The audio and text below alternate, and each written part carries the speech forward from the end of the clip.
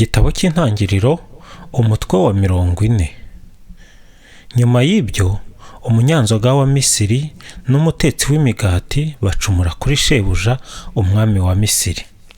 Farawo arakarira cyane ibyo byegera bye, umutetsi mukuru w'imigati n'umunyanzoga mukuru uko ari babiri.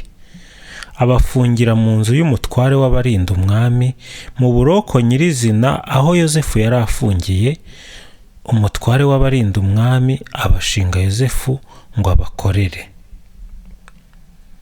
Yozefu asobanura inzozi z'abanyururu babiri.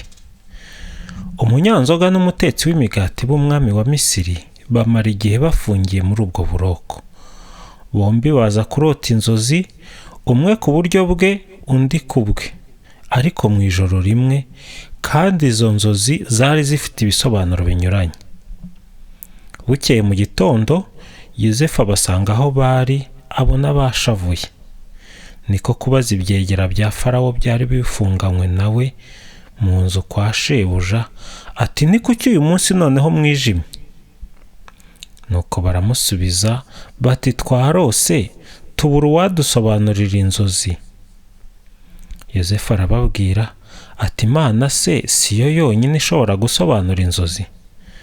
Ngaho nimuntekerereze uko mwarose.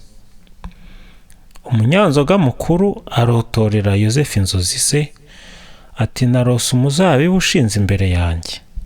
Kuri uwo muzabibu hari amashami 3. Mbona urapfunditse, urarabya, imbuto zirera. Igikombe cya Farawo nari ngifite mu ntoki, nenda imbuto z'imizabibu nzikamuriramo mpereza Farawo. Yozefu aramubwira ati dore uko zisobanurwa.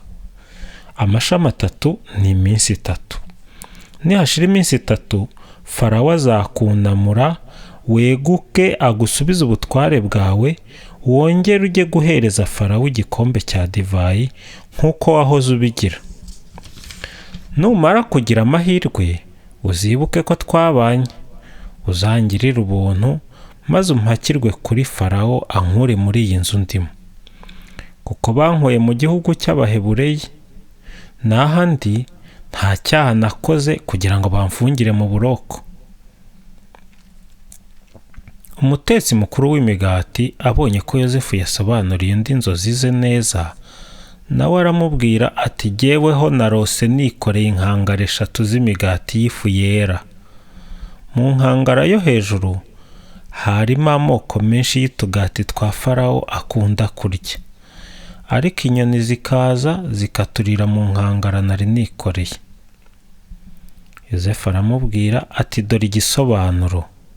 Inkangara 3 ni iminsi 3.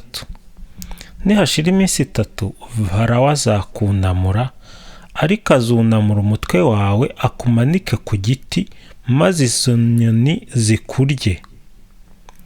Nuko hashize iminsi 3, ku munsi bikukagaho ivuka rye, Farawo agirira abagaragu be bose ibirori n'isangira.